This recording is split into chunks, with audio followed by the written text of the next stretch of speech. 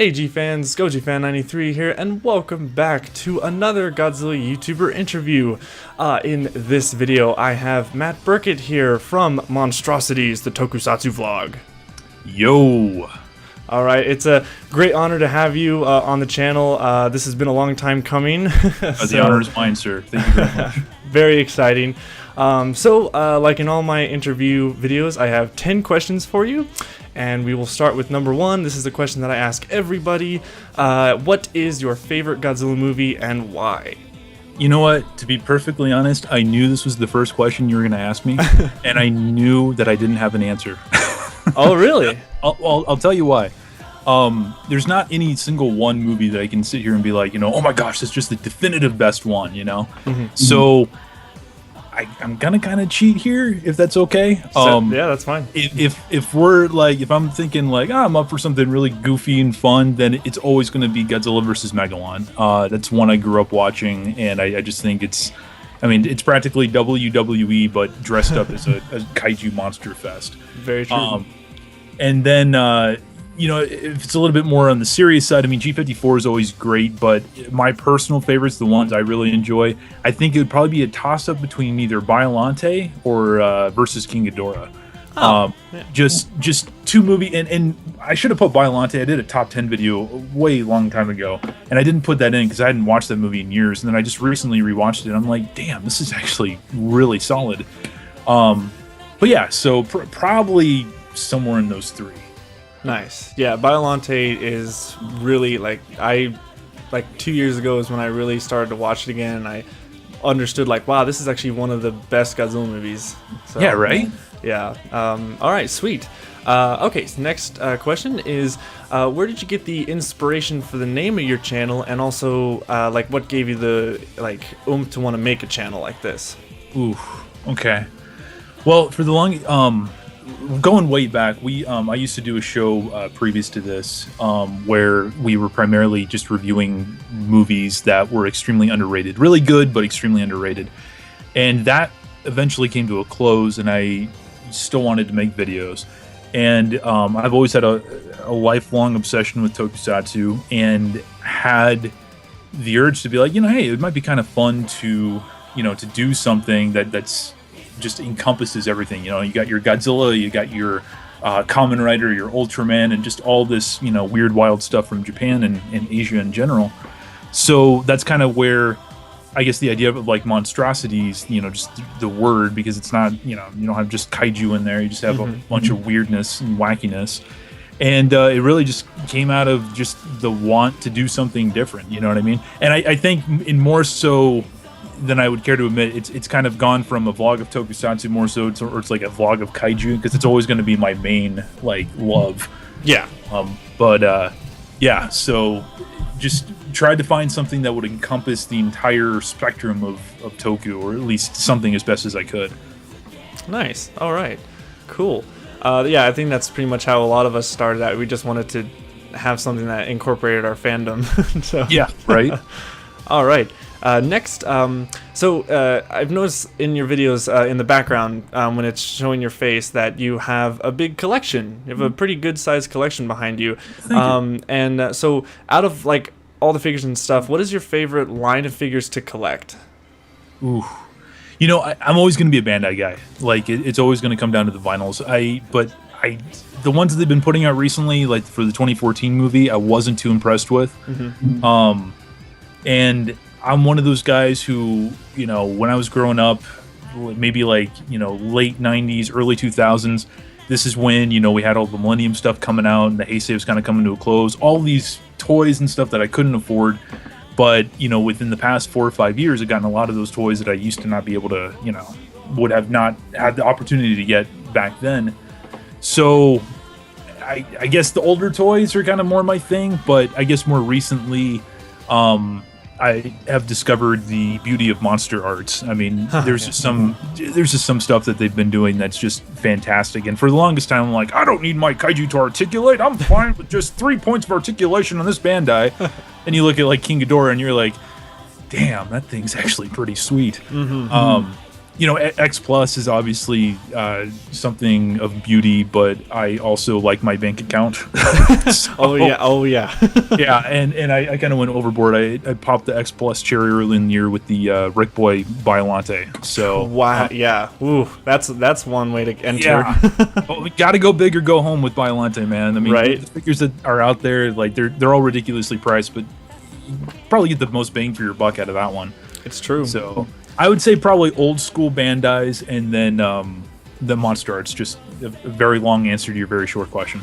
All right. Oh yeah, no problem. All right, number 4. This one's gonna be kind of funny. I think I might know the answer to this, but Kamen Rider, Super Sentai, or Power Rangers? Ooh.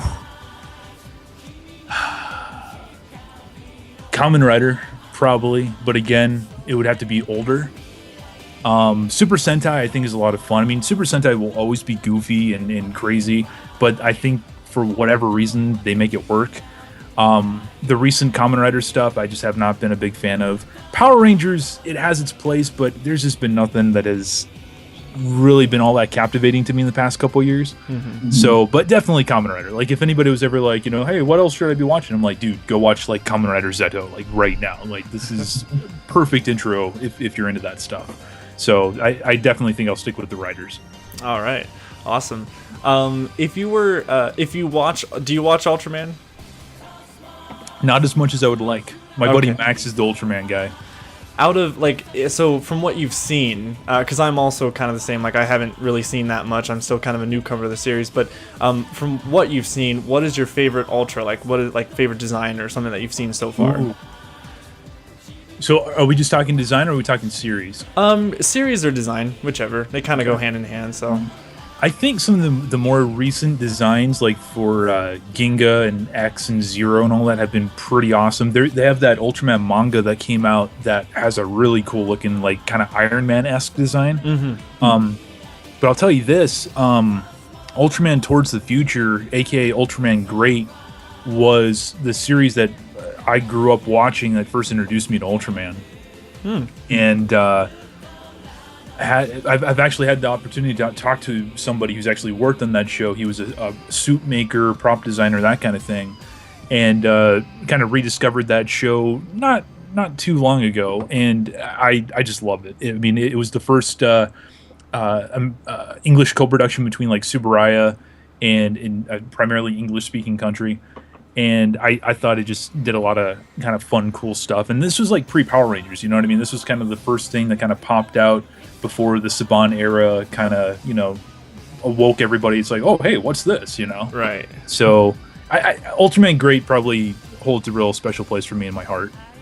Cool. Alrighty. Yeah, my favorite would be like, even though I haven't seen this show, but Nexus is kind of the one that I kind of gravitate towards, just because it's really awesome looking. So, not to go off topic, but my buddy Max just recently showed me Ultraman the Next, which is, I guess, the prequel to Nexus. Have you seen that? No. Check it out. It's weird. I mean, I hate to use the term like grounded in reality, but it seems more along the lines of that route than your typical Ultraman kind of fare. Yeah, I have a bunch of Ultraman to catch up on. Yeah, so it's just too much. But all right, let's see. Are you looking forward to Godzilla 2 and Godzilla vs. King Kong, even though you didn't like Godzilla 2014? Well, of course, the best news in the world just came out. Gareth Edwards is gone. And with that statement, I've just got you like 50,000 thumbs down on this video. Right. Oh, man. Here come the pitchforks. Yeah, I mean, even if Edwards was still on, and I say that a lot in jest, I do have my issues with the director and stuff, but I was looking forward to it no matter what, because whenever you get these movies that come out, whether they're amazing, mediocre, or just plain bad, like, it generates interest in the product. We get things that we typically wouldn't get before. I mean, with this last go, we got like every Heisei movie and Millennium movie on Blu-ray, and like really great quality. We had toys come out, and everybody was just interested in the franchise. And I would love to see, what they're going to plan on doing with like King Ghidorah and stuff. I don't really know how I feel quite yet about this King Kong thing being like the third act, kind of. I mean, I don't know how you can go from like Mothra, King Ghidorah, and Rodan to all of a sudden, oh, and by the way, here's a gorilla. Here's a giant ape. Exactly. So yeah, so like, yeah, I mean, I can, whine and moan and complain about the movies, but I'll still go and see them. I mean, to at least give them a chance. So at the very least, you get to see King Ghidorah in like grand American CGI, which I think is just going to be a spectacle to behold once that is realized finally. Yeah, I'm very interested how they're gonna do that. So, all right. So favorite kaiju besides Godzilla? Definitely Gamera, Heisei Gamera. I mean, beyond a shadow of a doubt, like those movies. And I get a lot of flack for this, but I would put up the Gamera movies against almost the entirety of the Godzilla franchise. I feel like they really did just a spectacular job with those flicks. A lot with so little, Oh yeah. And I can't recommend those enough to people. Those who haven't seen them. I mean, us in the kaiju fandom, it's like, oh yeah, of course we've seen those Gamera movies. But, if there's anybody that ever has a passing interest in this kind of thing that is interested in giving these kinds of movies a chance, like that's always another go-to, set of films where it's just like, dude, just check these out. Because they're all solid and all three of them offer different things. You know what I mean? They're not all the same movie over and over and over and over. So, yeah, definitely Heisei Gamera. And I would have to agree with you, actually, that those movies can go up against basically the whole Godzilla series. Like I definitely agree with that. Yeah. So. And the new one cannot get here fast enough. Oh my God, it's ever gonna come. I know, right? Oh, it looks really good. So yes, it did. And actually, that goes perfectly right into the next question. Your opinions on Gamera, like the whole franchise? It's fun.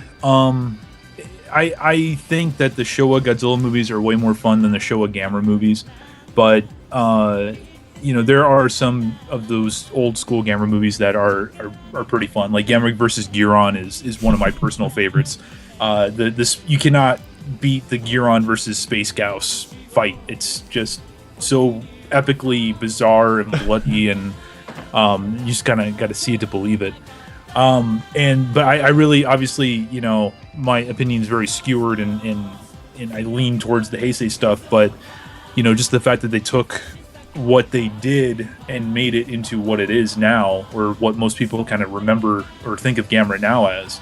I think that, yeah, I don't know. I think he went from being the laughingstock, and this is not anything new. He went from being the laughingstock to being essentially the watermark as in terms of quality. You know what I mean? Mm-hmm. Oh, yeah. Gamera the Brave, I felt teetered below that watermark a little bit, but I mean the special effects were pretty incredible for the time. The story was I mean, if anything, you could see just by that trailer. I mean, it looked like it could have been a continuation of the Heisei trilogy. You know what I mean? Pretty much. Just with the way they were going, the art design and everything. So very true. Yeah, that's what I'm thinking. I mean, a bunch of gals are flying everywhere, so it's kind of yeah, right. Where does that? Yeah, where did that trope come from? Right. Exactly. Cool. All right. Number 9. So what are your future goals for the channel, and also maybe not related to the channel? So like something else that you want to do in your life or something. Gotcha. Whew. This is going to be a bit of a weird topic because the channel, I kind of have a love-hate with the channel. So now you're suddenly, this interview's turned into, now you're my therapist, right? and not to like unload or anything, but it mostly just becomes like, I find myself with spurts of free time, and when I have something that I'm really interested in, all of a sudden it's like, okay, cool, now we can do this, we can do that, and we can make this big grandiose thing, and I feel creatively fulfilled. But then there are times when life just happens, and I don't feel that inspiration, so the channel kind of falls to the wayside, and it's definitely not updated as much as I want or anything like that. Mm-hmm. In a perfect world, it would be a lot of fun to just figure different ways of getting extremely interesting content on there, finding the time to do it, whether it's in interviews or kind of doing what we're doing with this more recent mishmash of kind of an episode/podcast where we have different people come in. I love that idea just because of the fact that you can get so many different opinions in there. Yes. And it also opens up the door to I might have a little chunk of viewers that might have never heard of Goji Fan 1993. Maybe they were Kamen Rider fans and they weren't G fans, but they're interested in Godzilla. But then they're like, oh, wait a minute, this guy is pretty cool. Let's go check out his stuff. And it just brings a really nifty a mix of opinions and stuff. And you could get your toy reviews in there and things like that. That in a perfect world, that's what would happen. Right. We're on the verge of doing this 4th year anniversary project, which you're getting the exclusive, man. I haven't even announced this on my own channel yet, but it's going to be supremely different from what we've done in the past, because we're going to do a really stupid, purposely stupid, mind you, narrative-driven short film, if you will. And it's really kind of off the wall. I have a background in doing like Adobe After Effects and things like that. I've worked. There was a couple projects in the past couple years that I was like in charge of the visual effects for, so it would just be a fairly small production, and nothing of Hollywood quality, but hopefully be so ridiculously entertaining and so strangely stupid that you just couldn't look away. So there's that coming up, and man, I would love to just be involved with just projects that people are really passionate about. That's always been something I always find myself feeling the most centered when I'm in that position, and it doesn't happen too often, and I don't think it should. When you get into those projects, it's usually a very special kind of thing. It's not just any old thing or whatever. Yeah, not just like another video. Exactly. The last time I felt that way, there was this video called Farewell Fami Kamen Rider, which I actually went out to San Antonio, Texas to help with, and it was just amazing, just an amazing experience, and it really wasn't a big production, it wasn't an extravagant production, but just everything that accumulated into that just meant something. You know what I mean? I wasn't being paid or anything, but I will never forget that whole experience. Oh yeah, you do it for the passion. Exactly, and just finding stuff like that. I mean, I'm not looking to get rich off this stuff. I have absolutely no aspirations to think like, oh yeah, next step is Hollywood or something like that. Right. But I would love to just find more opportunities in this World Wide Web, as it were, just to to make quality videos, and to entertain people, whether in whatever form it is. Exactly. Yeah, not just like stuck to. It doesn't necessarily have to be like kaiju related. It could be anything. Yeah, exactly. To entertain people. Yeah. Very much so. All right, yeah, and once again, this is a perfect segue into the next question, which is the last question.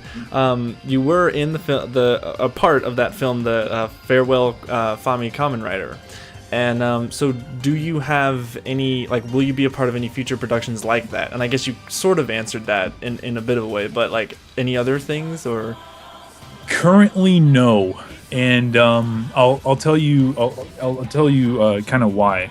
First of all, it's just because I'm not currently involved with anything, but I also have no immediate interest in kind of doing my own thing. I did that 4 or 5 years ago. We did this show called Apollo Z Hack, where essentially it was a Guyver-esque / Kamen Rider weird mishmash of things, where the character actually transformed into the suit and got all that going on. You know what I mean? Yeah. With Farewell Fami Kamen Rider, unfortunately, that was a very special project that was brought about by very terrible circumstances. And I don't know how aware you are of kind of what that was all about. There was a YouTuber by the name of Jew Wario, Justin Carmichael. Oh, yes. Yep, I know. Yep. Okay. I think I also watched your commentary on that as well. It had a couple of... So you're all aware of that. But, Mm-hmm. that we finished the project, basically, that he had started, and Wow. it was in memory of him and stuff like that. So I would love, there's productions out there that even if it was just from like a visual effects standpoint, that I would love to be involved with. You got these, of course, I'm completely blanking on names right now. Garage Hero or something. There's these guys in Japan that do their own stuff. Like the best fan toku right now is coming out of Japan. It's not here in the States with this adult themed Power Ranger stuff. Like the the really fun, like almost true Toku stuff is coming from there, and it's they do a great job, you know, just in these various productions, and I certainly wouldn't mind getting involved with them. I don't know about acting, but either behind the camera or helping out with like visuals and stuff like that. I mean, I'm not great with visual effects, but I think I'm better than your average bear, maybe a little bit. Not to toot my own horn. But yeah, so yeah, I'm a free agent if you know anybody who. Right. Yeah. All right. Well, cool. Yeah, so that is the interview. Once again, thank you so much, Matt. This is an honor having you on the channel, and it's I great. Appreciate the opportunity. Yeah, no problem. So, all right, guys. Well, that's it. Please go subscribe to Monstrosities Tokusatsu Vlog. It is a wonderful channel for all things monster related, Ultraman related. It's basically everything. More stuff than what I cover on this channel. So, definitely go subscribe. Definitely, it has superb quality as well. That's another thing that attracted me to your channel as well. The quality you have, like with editing and graphics and effects like that. That stuff I really like. So definitely go subscribe, you know what guys. This means now, right? This means you're gonna have to come on my show, and we're gonna have to figure something out and do something. And then look, all of a sudden here we are. I've got a crossover. Oh well, there we go. Looks like you guys heard it first. All right. Well, thank you once again, Matt, and thank you guys for watching. And we will see you next time. Stay big, G fans.